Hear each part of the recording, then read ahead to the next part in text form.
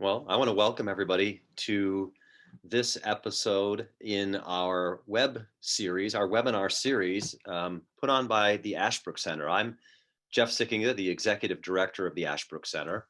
And for those of you who may be joining us and don't know, the Ashbrook Center is an independent educational center located at Ashland University here in Ashland, Ohio, in North Central Ohio. We run programs in American history and government and American principles for students, teachers, and citizens, both here on the campus of the university, but also really across the country.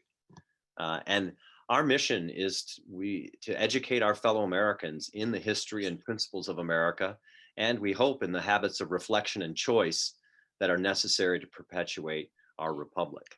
And this program, this webinar, is really part of that mission to investigate a really important subject and topic in American history and in world history, and to see what lessons we can draw from that. We really believe that there is a crisis today in civic education. The crisis is not only that too few Americans know the fundamental facts of our history and our shared story, but also that they do not understand and fully appreciate, maybe even, the principles that bind us together as one people, as Americans. So this webinar is part of carrying out our mission to try and remedy that crisis that we find ourselves in. Want to particularly welcome teachers who might be joining us through our Teaching American History programs, wonderful resources and seminars for teachers that we run both here on campus, but also, of course, across the country. And welcome to folks joining us through TAH. We really believe as an educational center that education is not about indoctrination, definitely not, but not simply also just about information, but really about discovery. And we, as I've said many times, follow Aristotle's old maxim that all people desire to know, and we add, but they don't want to be told. They want to discover it for themselves. And we found that the best way to discover the truth for yourself is through conversation. Conversation with the past and conversation with each other today about important questions that are still relevant for us as Americans. And we're going to continue that conversation today on the day after the anniversary, or maybe the day of the anniversary of Victory in Europe, VE Day, and what Americans today can learn from our victory over Nazi Germany in World War II. I want to invite you to join the conversation with us through the Q&A function there. As I always say, we'll try to get to as many questions as we can. This is a popular topic. A lot of folks are joining us from around the country, so we might have a lot of questions, but we'll try to get to as many as we can throughout the course of the webinar today. I'm joined for this webinar by an old friend who is just slightly older than me, but we're basically the same age, but great, long time friend of the Ashbrook Center, and actually my boss, because he's the chair of the Department of History and Political Science, of which I'm a faculty member. So is that how that works? All right. I guess it is. Yeah, you're my boss now. Dr. John Mosher. Many of you know John. He received his bachelor's degree from Ohio University. He is a native of Western Pennsylvania, the Pittsburgh area, and got his master's and PhD from the University of Illinois, Champaign-Urbana, where he studied with some very distinguished American and European historians. He is, as I said, the chair of the Department of History and Political Science at Ashland University. He is also the academic chair of the university's Master of Arts in American History and Government program, MAG program, which many teachers are enrolled in, and maybe even some folks listening right now have been part of. At the university, he teaches undergraduate courses in American history, in modern European history, and I think a real favorite of his and of students I know is his course on World War II. And in our master's program, he teaches courses on the Progressive Era, on America between the wars, and World War II, of course. Also courses on the Cold War and American foreign policy. So John has a very deep, I would say almost encyclopedic knowledge of America and the world from the beginning of the 20th century, really through the middle and latter parts of the 20th century. So we're delighted to have him with us. He also teaches in our Teaching American History seminars, which we run around the country for teachers, teaching on topics like the Cold War and World War II as well. He's not just a terrific teacher, although he is a terrific teacher.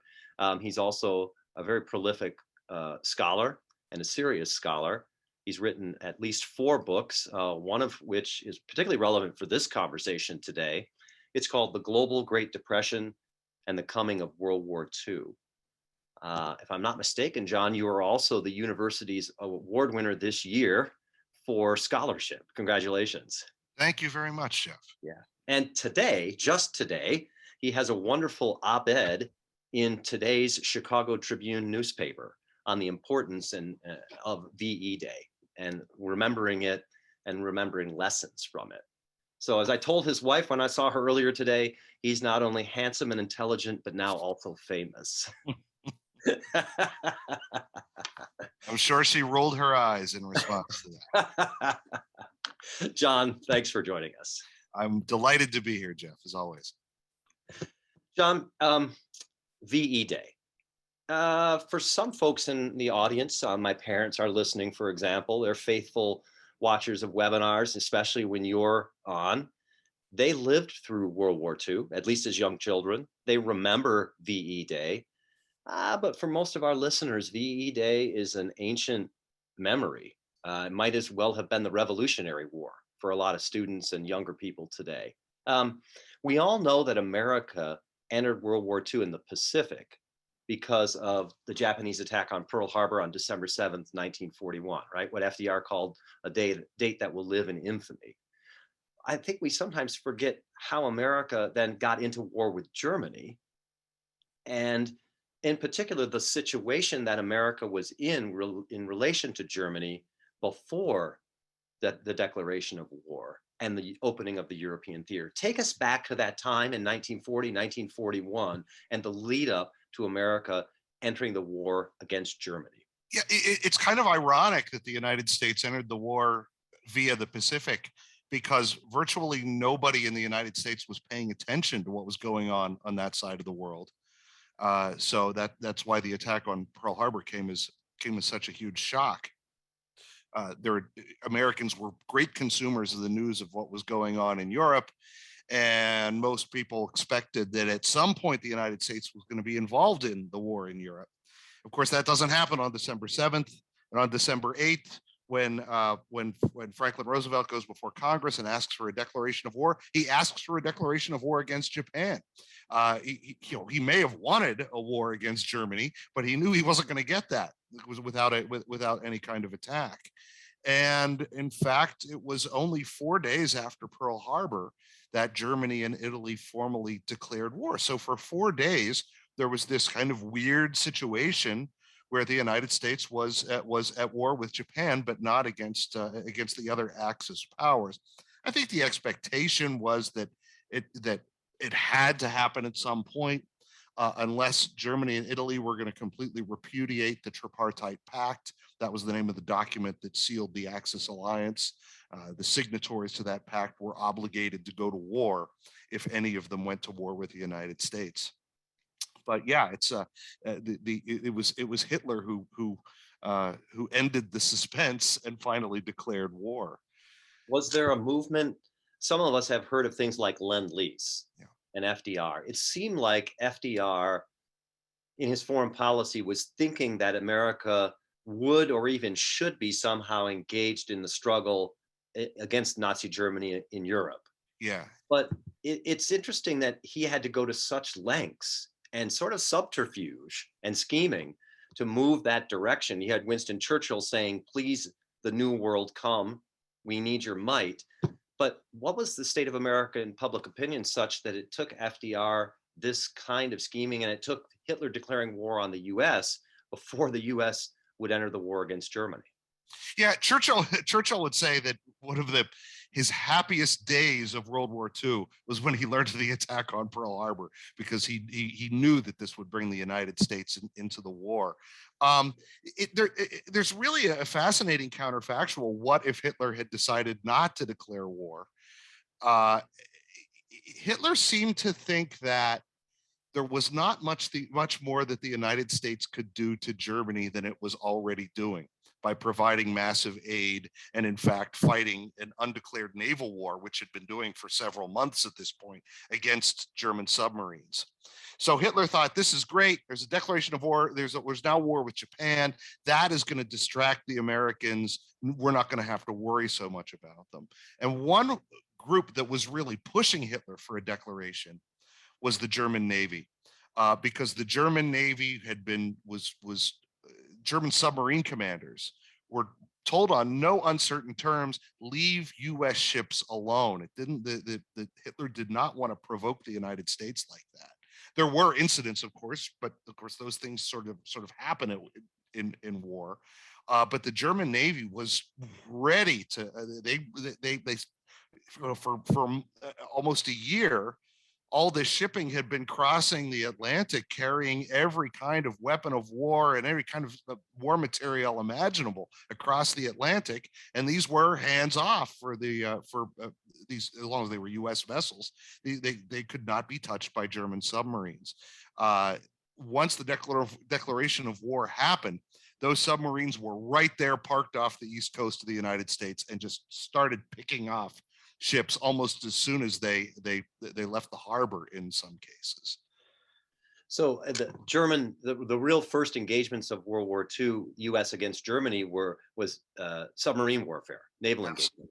Absolutely, yeah. There was no combat between U.S. and Axis forces in Europe until after the torch landings in North Africa in November of 1942. Well, so what were the initial discussions? Because even though Germany has declared war on us, as you said, obviously there is no real attack on the American forces. I mean, there's sinking ships, of course, but it seems like American intention would have been dramatically shifted toward the Pacific. Right. What are the arguments happening about, do we go to war in the Pacific against Japan first and then go to Germany first and then Japan? What's the arguments happening in the Roosevelt administration and maybe more broadly in the public?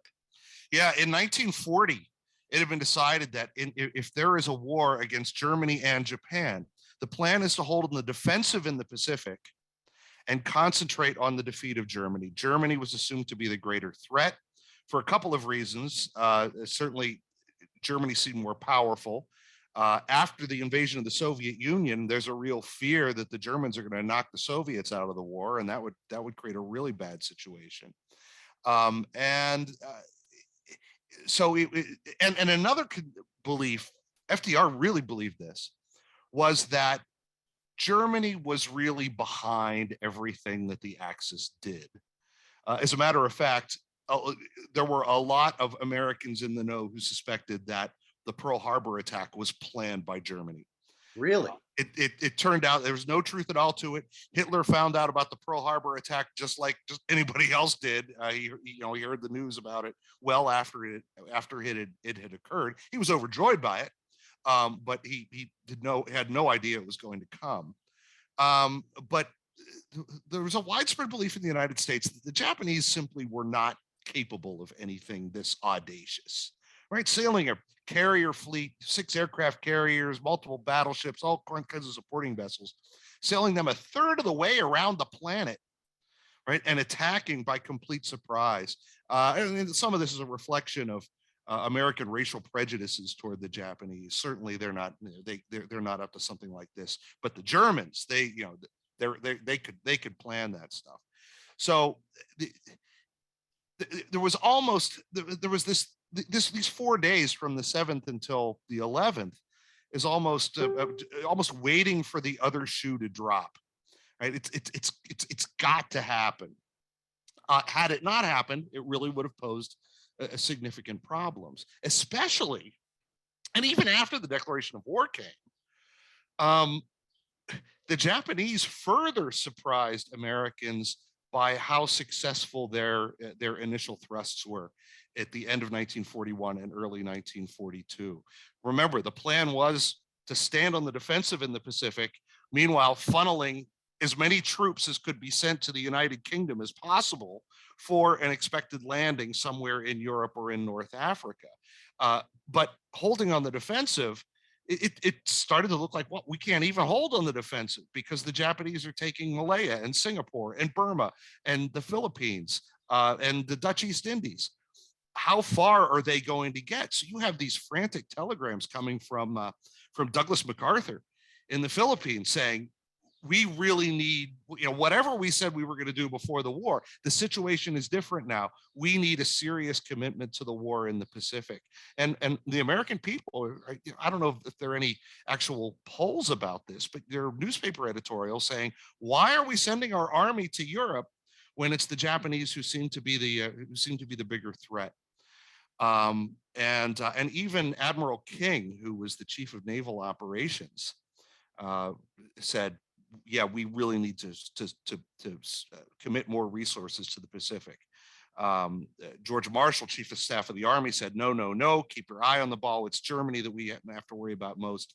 Ultimately, this was a case where Franklin Roosevelt intervened personally on military matters, which is something he didn't make a habit of doing, by the way.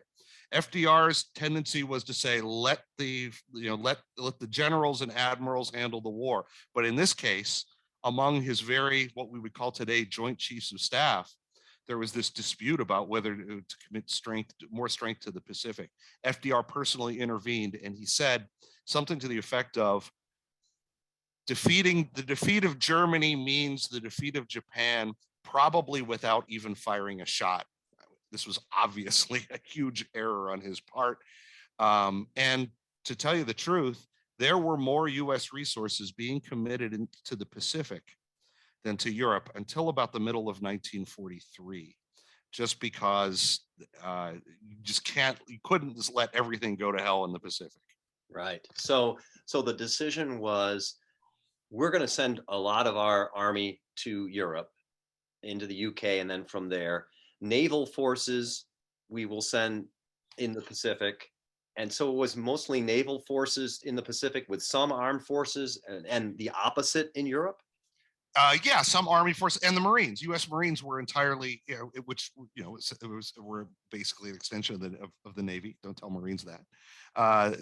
We're fully committed to the Pacific. So you've got the first land combat in the Pacific takes place at Guadalcanal in what was that, October of 1942, even before the landings in North Africa. But a lot of that had to do with the fact that there seemed like an opportunity. The Battle of Midway in June 1942 radically changed the balance of forces in the Pacific theater, and the landing at Guadalcanal was necessary to prevent the Japanese from driving a wedge blocking the communication link between the United States and Australia. And once the U.S. had established itself, once U.S. forces had established themselves on Guadalcanal, it just seemed logical that they should push on through the Solomon Islands and onward. So really, it took almost a year, from December of 41 through October and November of 42, for American forces on the ground, either in the Pacific or in the European theater. Exactly. When is the first time that American troops start encountering Nazi German troops? That would have been at the first engagement involving U.S. and German forces was the Battle of Kasserine Pass, and that was early in 1943. Operation Torch, there was some combat in the initial days, but they were encountering Vichy French forces in North Africa. There was a ceasefire that was quickly arranged between the two sides, and most of Algeria and Morocco were occupied fairly quickly by British and US forces. But once they advanced into Tunisia, they started to encounter German forces. And the first encounter, Kasserine Pass, did not go well for US forces. It was really a humiliating first effort. A big victory by German forces. Fortunately, things turned around not too long after that. Interesting. What was the American mindset about fighting the Nazis, and what was the German mindset about fighting Americans? Um, the American attitude, and this is something the British commented on a lot. Americans seemed overconfident. In fact, there was one of the big debates of 1942 was whether there should be a landing in France, right? In other words, an opening of a second front. Of course, the Soviets were pushing hard for this, and the U.S. Army was pushing hard for this as well. It was Churchill and the British commanders who said, "Hold on a sec. First of all, if there's going to be a landing in France in 1942, it's going to be mostly British troops who were doing this, and we don't have much of an army left. And if our army gets beaten here, who knows when we're going to be able to make any kind of similar effort in the future." But one of the things that the British talked about, they had to be careful about this, but they said the Americans are underestimating what the Germans are like. We have fought them already. We know how tough they are. These Americans are green. They don't have any combat experience. They go up against these German veterans, it's not going to go well. And Kasserine Pass sort of suggests that that's the truth of it. The attitude of Germans fighting it was, who knows what the average German soldier thought. The Germans fought very well against U.S. forces. And as I mentioned before, the German High Command, especially the Navy, was eager to fight the United States. There was a lot of anger about the extent to which the Americans had been assisting the British.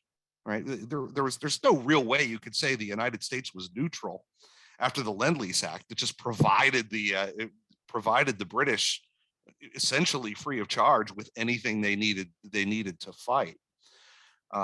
So I think the Germans were pretty satisfied that they were able to defeat them at Kasserine. But then after Kasserine, as you say, that's a temporary win for the Germans. The Americans start to get some experience, some battlefield command experience, perhaps a little more strategic insight on the part of the generals. Exactly. Well, the U.S. forces were placed under Patton's command, and that was one a big change there. But yeah, just gaining some experience helped. And the fact is, the long-term position of the Germans and Italians in North Africa was not very strong. They could not be supplied very consistently, and they really had nowhere to go as the British Eighth Army was advancing from the east, and British and U.S. forces are advancing from the west. So that in May of 1943, you have this massive surrender of hundreds of thousands of German and Italian troops who were in Tunisia near the coast, and there was nowhere to evacuate them to, so they simply surrendered. So the tide starts to turn, and it's very easy for us now, thinking of 1943 and on. It seems like very easy for us, and I know that when we're talking with students and you're teaching students, the American victory in World War II against Nazi Germany, to them seems like a foregone conclusion. Mm-hmm. And it certainly seems like once you get in the middle of 1943, it seems like, of course we won. Again, maybe a counterfactual, but your opinion, you've studied this. Was American victory over Germany inevitable once we entered the war? I don't think it was. There was a lot that could have happened in 1942 that it could have made a massive change. The biggest single thing that could have happened was the Soviet Union could have fallen in 1942. That's why the Soviets were really pushing hard for the opening of a second front. They just wanted enough of a landing that would draw off 40 divisions, would force the Germans to pull 40 divisions back from the Eastern Front. And in the end, the U.S. and British wouldn't provide that, and I think they had good reasons for not providing it. But there was a real possibility that the Soviets could have been knocked out of the war. Had that happened, and that massive German war machine no longer necessary in the East, because it's important to remember, at no point did British and U.S. forces face more than 20% of the German army. 20%? 20%, even after the landings in Normandy. And of course, it was much less than that when the fighting was only in North Africa or Italy. so if the Soviets have been knocked out, this would have freed up a massive number of forces to be redeployed in the West. Eventually, perhaps I would think in the long term, could Hitler have held his empire together? Might there be opportunities? Certainly, there could be. The U.S. and British Air Forces could have bombed German cities as they did, but it certainly would have taken a lot longer to beat Germany that way. All right, so it had that obviously doesn't happen. It gets kind of close to happening. We know the siege of Leningrad. We know the inch for inch battle. Every inch of ground is fought in Stalingrad. The plan to perhaps move the Russians out of Moscow to east of the Urals. I mean, we know that the Soviets contemplated all these possibilities. But you've studied this conflict a long time. And maybe it's not fair to ask this question, but I know I'm interested. I bet our listeners are interested. All the possible forces that America had arrayed. And as you said, Churchill's happiest day was when he heard that America had entered the war, because then he thought somehow we're going to be saved. We British, the West, will be saved by this. What's the top 3 reasons, if you can give us 3, in your view, why America defeated Germany in World War II? Churchill said once the United States was in the war, it was simply a matter of the proper application of overwhelming force, and that overwhelming force was firepower. The United States, because of its industrial capacity, was able to generate a tremendous amount of firepower. But just as important as that, the ability to get that firepower into a place where it was going to make a difference. Proper application, as he said. Exactly. So how do you get it there? This is where the joint U.S. and British control of the sea matters. It also matters that the United States is producing huge numbers of transport ships, freighters, the so-called Liberty ships that Henry Kaiser was churning out with extreme rapidity, and they were supplying U.S. forces in both theaters. So the fact that the British, the Royal Navy and the U.S. Navy had complete control of the seas, especially after the U-boat threat was negated somewhere in middle of 1943, meant that the United States could deploy its forces pretty much anywhere that it wanted to. Right, the sea lanes were secure. The Germans were in a position where they had to defend everything. Right? Frederick the Great famously said, "He who defends everything defends nothing." So Hitler had his grand plan for an Atlantic wall, which was going to be a series of fortifications that ran all the way from the Brittany coast of France all the way up Norway. Right? There was concern that the Allies could land in Norway. Where would they strike? That gave a huge advantage. It placed the initiative in the hands of the Allies. So massive production that provided massive firepower, the ability to project that firepower just about anywhere. And what's the third? I would have to say air power.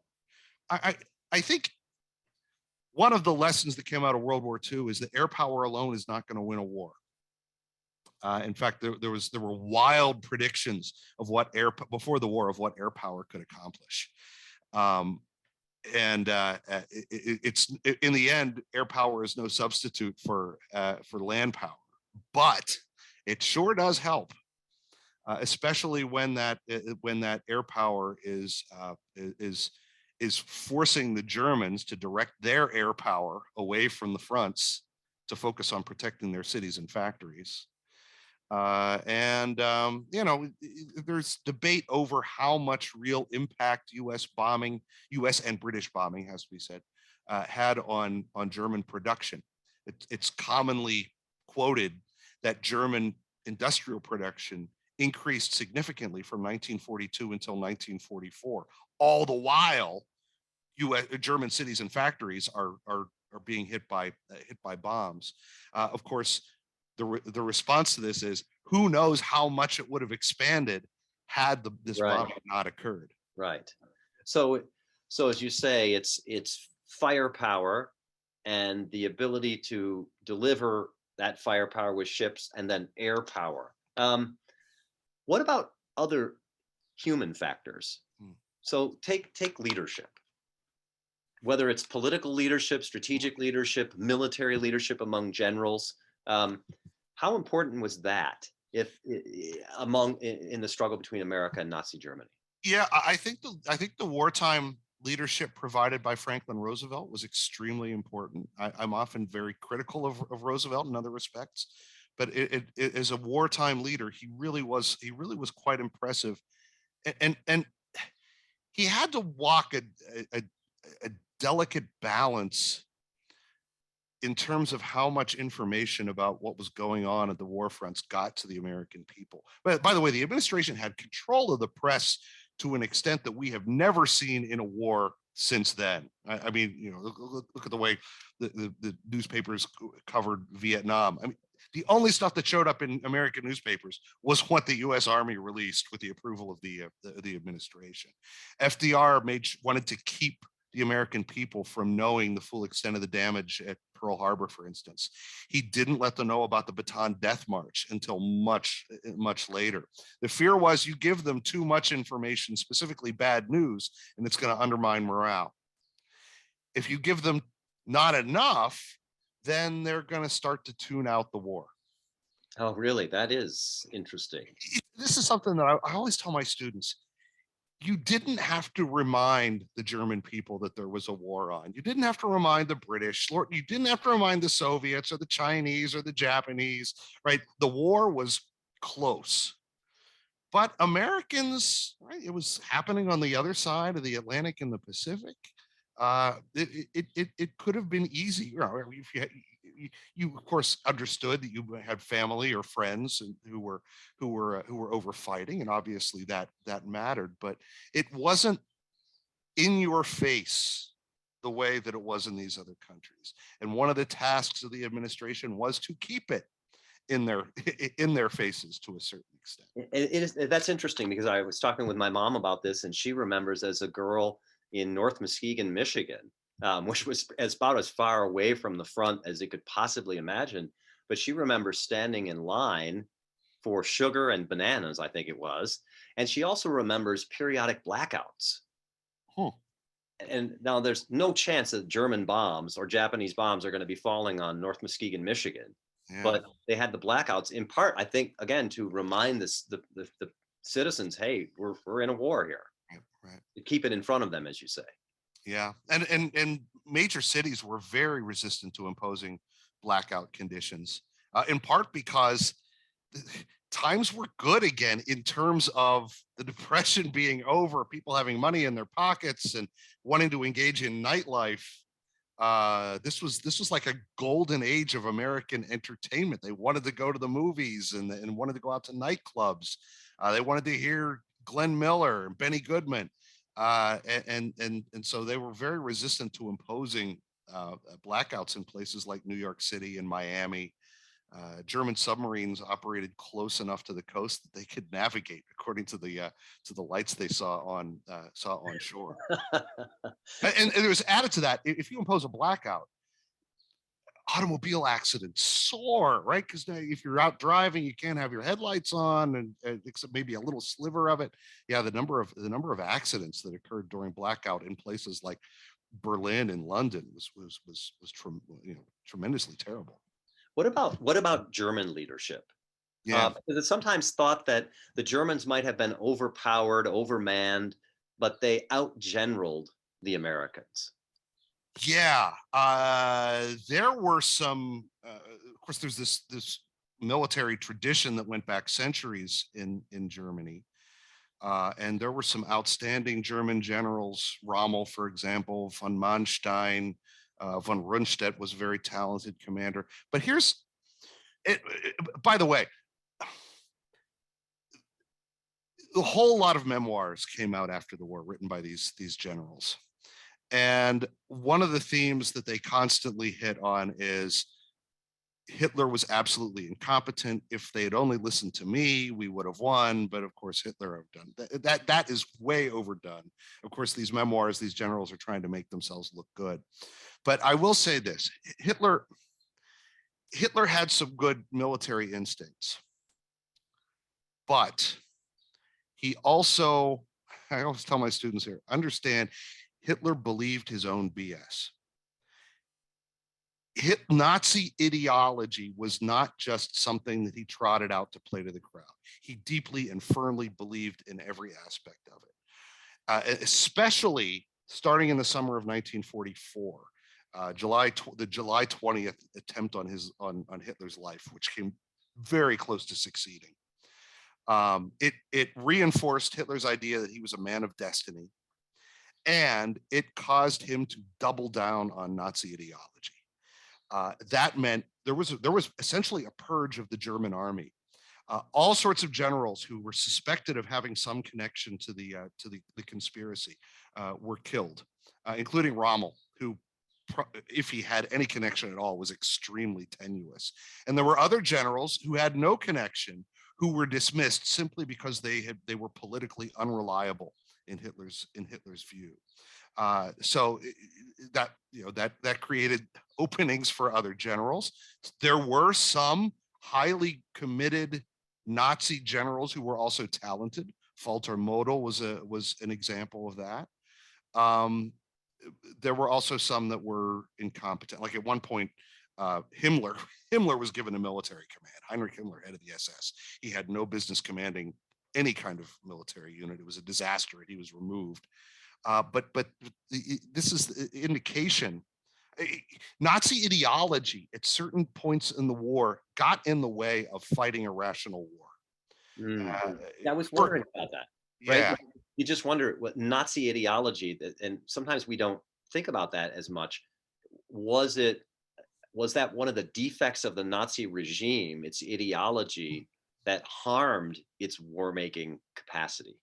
Yeah, well, if you look at the massive amount of resources that were committed to killing Jews, and continued up until the very end of the war, there was never any idea that, you know what, maybe we should back off this and start and commit these resources to fighting. No, you couldn't even suggest that, because from the point of view of the regime, the war against the Jews was just as important, if not more important, to Germany's future than what was going on at the front lines. So this is part of it. Another aspect. Every other country involved, every major industrial country involved in the war, had women go into factories. It happened on a massive scale in the United States. Rosie the Riveter. Right, that classic image. Not in Nazi Germany. The role of women, according to Nazism, was to stay home and bear and rear the next generation of Germans. So they were not to go into the factories. And the regime made up for the loss of labor, because every able-bodied man was in uniform. They made use of slave labor from civilians who were from all over the continent, who were pressed into service. Some of them were paid, but many others were enslaved. So we have a questioner following up on that, on your comment. Really interesting question here. Wondering if you could talk a little bit more on Hitler's micromanaging of his generals, either because of Nazi ideology or just his own personal belief. Because it appears that, as you say, he was a true believer in Nazism, including the Nordic sort of myth of greatness and of the master race. Yeah. How you said FDR did not micromanage American generals. What about Hitler and his generals? Hitler was meddling all the time. In fact, in December 1941, the Germans came closer than they ever would to taking Moscow, and they were pushed back. After that, Hitler took personal command of the army, which was not anything. Even Stalin, by the way, Stalin tried to direct the war himself until early 1942, when he finally realized, and it's good that he realized this because no one else was going to dare suggest it, that Comrade Stalin did not have a particularly good military mind. So he stepped back and he allowed his generals to really handle things. Hitler never did that. When there were setbacks in at the end of 1941 and early 1942, he said, "No, I'm stepping in and handling this." He starts shuffling generals around. He is rejecting, especially in the campaign in the West in 1944 after D-Day. His commanders are begging him to allow them to withdraw to more defensible positions. And he says, no, no, no, you were going to counterattack, drive them back into the sea. And that was just an example he, as I said before, he had some decent instincts. If you look at 1940, it was Hitler who intervened and listened to von Manstein, who had this radical plan for how to defeat France. The other German general said, "There's no way it'll ever work." And Hitler said, "No, that's what we're going to do." And it paid off handsomely. That was the Blitzkrieg. That was the campaign in the Ardennes in 1940 that surrounded, that cut off the British and French armies from Paris. So yeah, he occasionally had moments of insight, but as the war went on, he became increasingly erratic. He was on all kinds of drugs. So his military judgment, to the extent that he ever had it, was deteriorating rapidly. On the American side, I'm thinking of a book like Freedom's Forge, which I think is a terrific book by Arthur Herman, who we've had here to the Ashbrook Center to speak, because you mentioned the firepower, manpower, and industrial production. And one of the things that Arthur Herman argues is that American industry mobilized faster and more effectively than other allied countries, and to some extent even more impressively than German industry, which of course was probably the most advanced industrial country in the world, at least in the beginning of the war. How did American industry mobilize to such a great effect during the war? Well, you have to remember that the United States was the world's leading industrial power since the end of the 19th century. If the United States overall industrial in terms of overall production, if it was no longer as big a producer as it had been, that was a result of the Great Depression. So you had the United States in 1940 and 1941 had still not really recovered from the Depression. There were still lots of idle plants and lots of unemployed people. So it was, you say, okay, now suddenly all the restrictions are lifted. We're building everything we can, and there's the money for it. Those factories opened right up. The people went back to work. So there's no real mystery as to why the United States was able to gear up so quickly. Everything was there; it just hadn't been used. Was there an important role for American industrialists in that mobilization, or did sort of government in Washington, D.C. assume a command and control economy? Well, the answer is yes. Yes to both. Yeah. It's not. Look, American capitalism really proved to be a huge asset. There's this famous quote by Henry Stimson, who was Secretary of War, who said, "Under capitalism, you have to let business make money, otherwise business won't work." And so these industrialists were paid handsomely to do what they did. So you have Andrew Higgins, who operated this company in New Orleans that produced most of the landing craft that were used. By the way, it's Higgins' factory which became the site for the National World War II Museum. It's site, yes. Pardon? Sorry to interrupt, but that's a terrific site. Oh, that's one of my favorite places. Yeah, everybody who has any interest in World War II should go. I tried mightily to get my 14-year-old daughter interested in it. That didn't happen, but okay. She's 14. Getting her interested in anything I like is a challenge. But yeah, it's fantastic. So there were other industrialists who also played an important role, or? definitely Henry Kaiser, Henry Ford, right? So many bombers and tanks and other things were produced in Ford's facilities. The big challenge, of course, is retooling. So companies that produce cars now have to produce tanks or bombers, or refrigerators, switching from refrigerators to cannon. So this is, I think, one of the reasons why the United States did so well. And one could say this even about the other Allied powers. They were far less wedded to ideology than Hitler was. So there was, even though traditionally women, certainly not married women, married middle class women, had never worked in factories before. That was regarded as weird. Well, they're going to do it now. But another example of this is how, even though capitalism, in a sense, remained intact, there was a lot of control being exercised. Look, I consider myself second to none in respect for free enterprise and capitalism, but capitalism left on its own was not going to produce the massive amounts that were needed. There was a certain amount of coordination that had to happen from the top.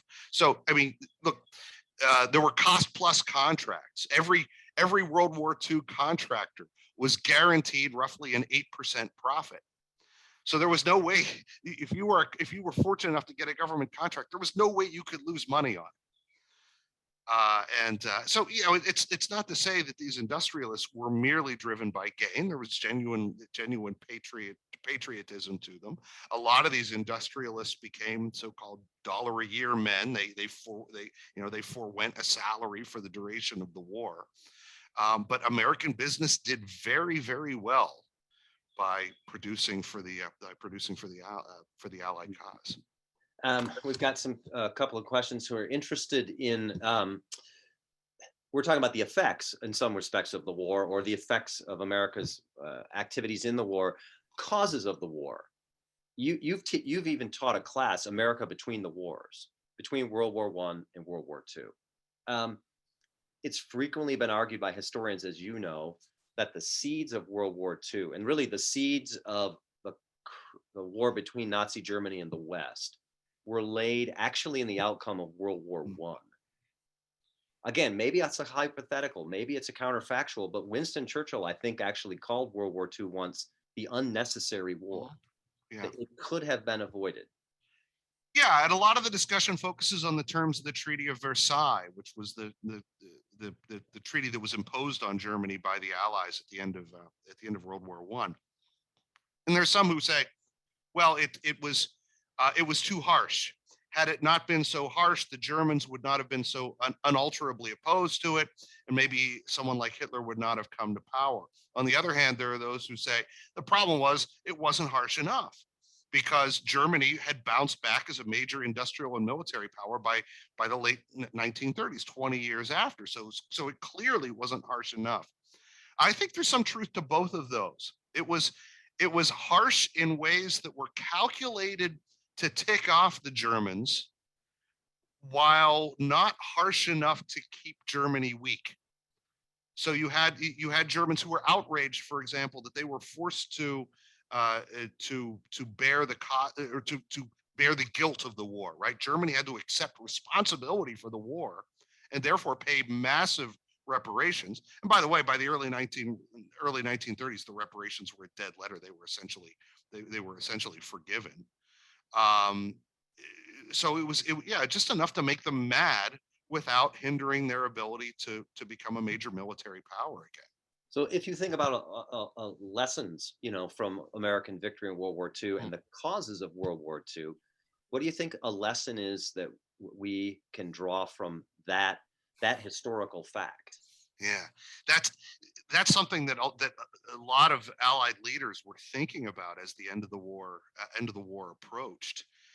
And I think the tendency was probably to go harsh. Unconditional surrender was demanded.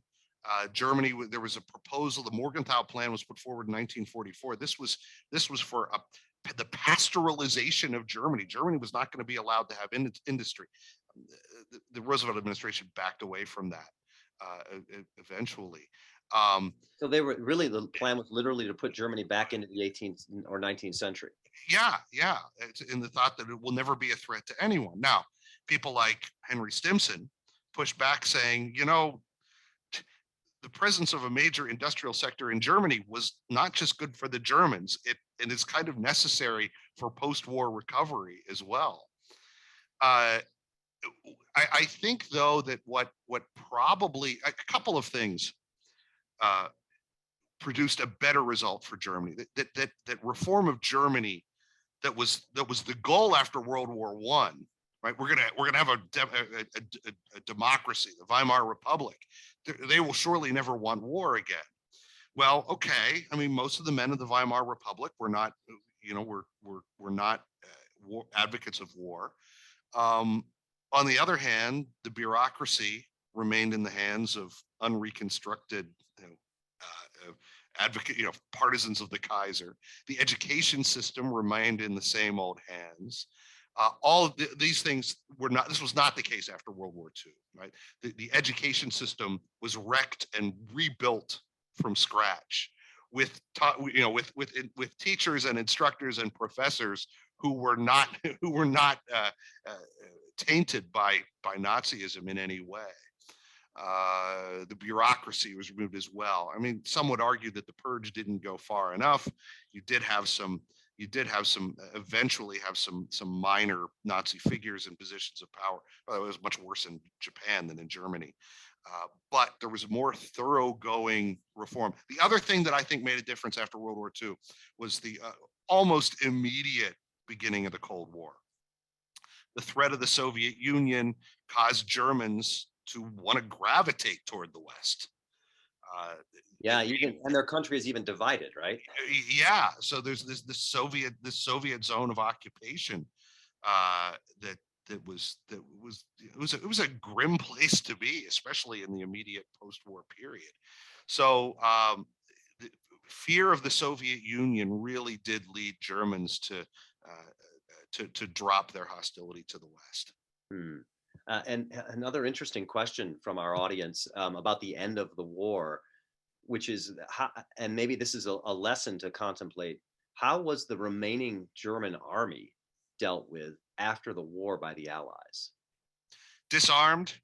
A lot. I mean, a lot of them ended up being taken to the Soviet Union and were never heard from again.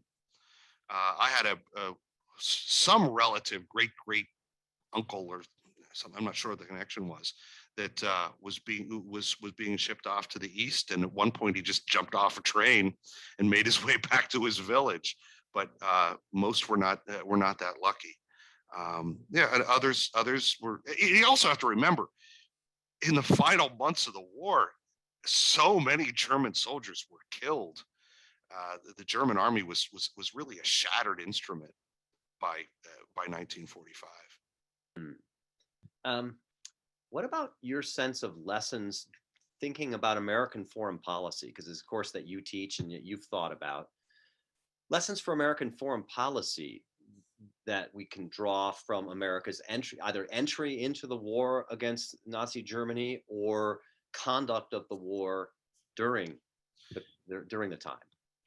Well, there was clearly a sense by the time the United States was in World War II that maybe the war could have been prevented had the United States been more involved in world affairs after World War I. Most of our listeners probably know that even though Woodrow Wilson championed the creation of the League of Nations, the U.S. Senate refused to ratify the Treaty of Versailles. The United States was never a member of that body.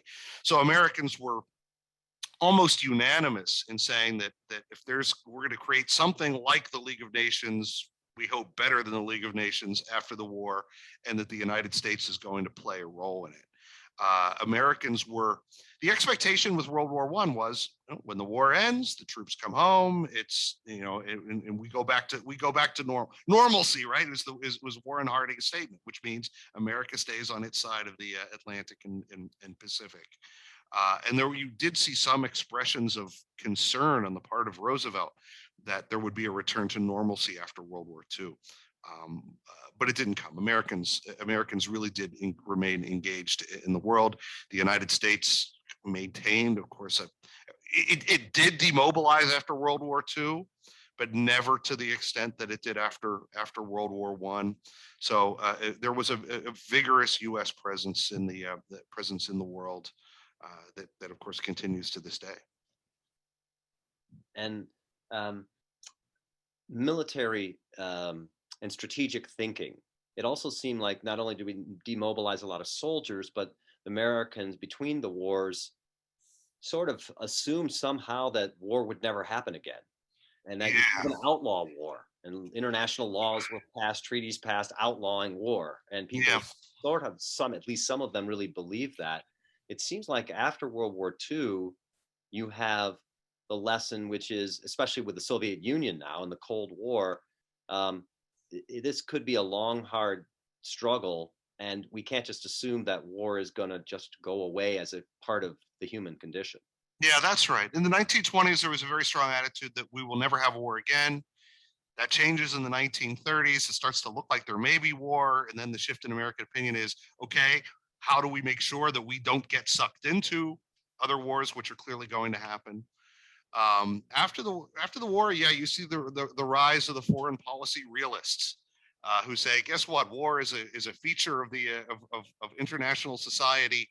The United States can't help but be drawn into these sorts of things. So the United States has to play a role in managing international crises with the hope that maybe wars can be avoided, or if they do break out, they can be minimized. Let me ask, what's a surprising lesson? You've studied this war inside and out. What's a surprising lesson to you about World War II and America's struggle against Nazi Germany? I guess it was how little ordinary U.S. soldiers and probably sailors felt that they were engaged in any great crusade. There were studies done. Like there were these social scientists who were going fanning out among. I get the idea that anytime there was a lull in the fighting, there was a social scientist that was showing up asking questions. And political scientists, I hate those guys. Yeah. and they were asked, why are they fighting? And hardly anyone said, well, we're fighting to defend democracy, or we're fighting for freedom, or anything like that.